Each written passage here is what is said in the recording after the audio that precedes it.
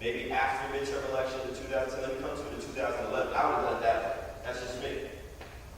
If I was him, I would have gone overseas to try to get the Olympics to Chicago. When I heard about that young man getting killed in Chicago, I'd have gone right to Chicago. So we need to do something about the issue of education and violence in our communities, and I'm going to pass an executive order that's going to put funding in urban areas so we can have some real resources, some real social services for these young people. That's what I would do. That's just me. But even with my disagreements of Mr. Obama, I don't have unrealistic expectations of him. This week in California, one person after another said things like, Mr. Obama has no heart, he's a coward, he sold us out. I mean, they went on and on and on. And what I began to realize as I was listening to all these folks say this negative stuff about Barack Obama, one,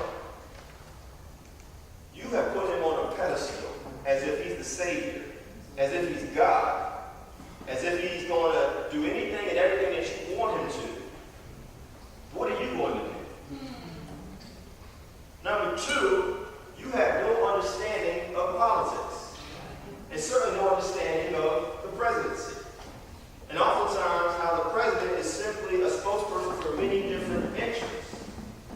And if you happen to be someone who only votes every now and then, be it a local election, a national election, is anyone really going to be paying attention to you? Where do we go from here? I want to suggest that the leadership will wait for is us in this chapel right now. You hear the bells chiming? You hear the bells chiming? When I was in college, I studied political science, English, and philosophy. We called it modern social thought. You know, one of the philosophers we had to study was someone named John Donne. He wrote these very profound meditations because he thought he was going to die. And one of the meditations that stuck with me was meditation 27.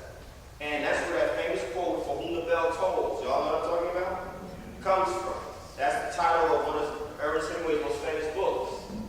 He basically saying, don't ask for whom the bell tolls, it tolls for thee. Well, if you can't go a day without fast foods, without greasy food, without nicotine, without marijuana, without sugar and more sugar, without lots of salt, without constantly checking your BlackBerry or iPhone or other handheld device, without sex and more sex.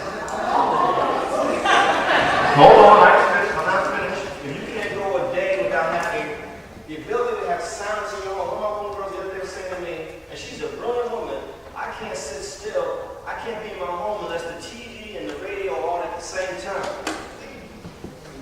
I'm just saying, if you answer yes to any of those questions, you too are an addict. And when we talk about physical health, a couple of things. If you're going to be a leader, how are you going to take care of help other people? You can't even help yourself. If you're, as we say in our community, sick. And I understand some of us are sick, but there's some things that we can do to take preventive measures. One, know your family health history. If your family's like my family, everyone in our family got diabetes or high blood pressure, or swollen ankles or something. Am I right? I mean, we laughing, but for real. How many of you that movie Soul Food or the TV show Soul Food? Remember the movie, first of all, the movie Soul Food? Remember how good the food looked? Well, guess what killed Mama and Soul Food?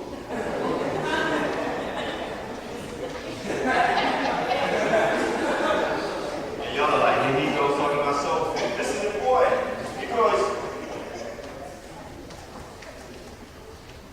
one of the things that struck me, and I love Malcolm X and Dr. King equally, right? But when Malcolm died, he was assassinated, let's get it correct, they talked about how fit he was because the diet of Muslims demanded not putting certain things into your body. I was in the Nation of Islam for many years. I was a Muslim for many years. I took what I was taught in terms of diet and I've extended it all these years later. That's why I believe in veganism now. That's just me. When Dr. King died, when he was assassinated, pardon me, they said that his heart rate was that of a 60-year-old. And he and Malcolm were the same age, 39 years of age. One person ate healthy and worked out a lot because if you're in the Nation of Islam, the fruit of Islam, they always marching and walking and,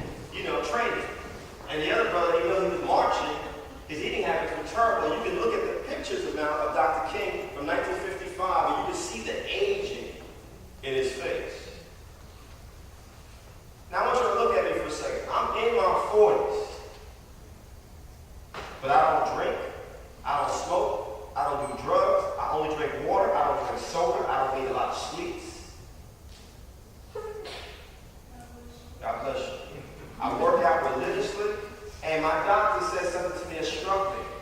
You can either take preventive measures on the front end, or you will end up like the rest of your relatives paying for it on the back end. They call it prescription drugs. I watched my mother and other relatives stick neat insulin into their bodies. Y'all know what I'm talking about. I watch folks who have diabetes and they keep adding on to the diabetes by constantly pouring more sugar into that glass of iced tea at the restaurant. Y'all know what I'm talking about. I see people who are young complaining about having to walk down the block. All across campus. Thank you, Doctor. Now, I'm bringing this up because this is not the 20th century. This is the 21st century. We can't continue to make the same mistakes we made in the 20th century. We're going to make mistakes in our lives, fellow leaders. We are. But let's make some new mistakes. One of the old mistakes we made was using our bodies as garbage cans. Am I right, y'all? What I'm saying is, let's think about how we treat ourselves. You know, if you have respect for a chapel or a church when you come in here, you need to see your body as a chapel or a church. And what are you going to put into that body? This is very serious. Very, very serious. Because our health issues are grave in our communities. Grave. And so I'm saying you all know your family's health history and have the courage, the willingness to change your diet and understand just how certain products are sold in the community on purpose. There's a reason why certain kinds of restaurants are only in your community, on every corner. There's a reason for that. And if you live in a city like I do in New York City, where we're a walking city, every corner we go to, there's a corner store. As soon as you hit the store, there's potato chips, there's candy, there's all kinds of sweet drinks, everything, and cigarettes. And you know, I don't know if y'all do in Mississippi, but in New York, they won't even sell you a cigarette. We call it Lucy. They'll sell you one cigarette at a time. You only got a quarter, here's your cigarette. How many of y'all used to watch the Chappelle show? Remember when we got reparations? And my man was driving a big Newport truck? We should own Newport at this point. But it's sad. We got to take care of ourselves. Last one, mental wellness. Mental wellness. We won't be new leaders. We need to be well emotionally, right? What do I mean by that? Well, I want everyone in this room to think about where you come from.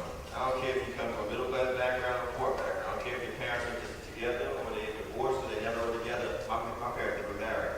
But unless you are some sort of superhuman, supernatural being, everyone in this room at some point or another has some sort of emotional issue. Am I right? It might be stress or anxiety or a little depression. Am I right? And then if you came from an abusive background the way I did, you dealt with abuse. Some of us might have been molested or victims of incest or something, or got raped or something like that. You know? I'm not trying to step on any toes, but what I'm getting at is that if you're serious about being a leader, you're serious about helping other folks, the worst thing you can do is not deal with your own issues if you're trying to get into these dynamics of organizations, the leadership of your church, trying to help other people, and you're bringing your issues to them. I'm going to be honest with y'all, the last 2 weeks have been very stressful for me because I've been dealing with a lot of people in our community. I'm speaking to black folks for a second, specifically, who on the surface seem to have it together. But the moment that some stuff gets raised, some critical questions, they fall apart. In the last 2 weeks, I've had people lie to me. I've had people, threaten me. I've had people try to take money out of my pocket. And these are our people. And I'm clear that the big umbrella for all this is something called racism. I'm real clear about that. That we've internalized racism so much that we begin to develop what we call a slave mentality. Where you don't have to see anyone else programming you, you just are already wound up in program. And then we just start fighting each other. Are y'all out there with me? That's why it's important to read books like Bell Hooks' book, Rock My Soul, Black People and Self-Esteem. Because that whole book, or her 3 books around love, are about the wellness of our community.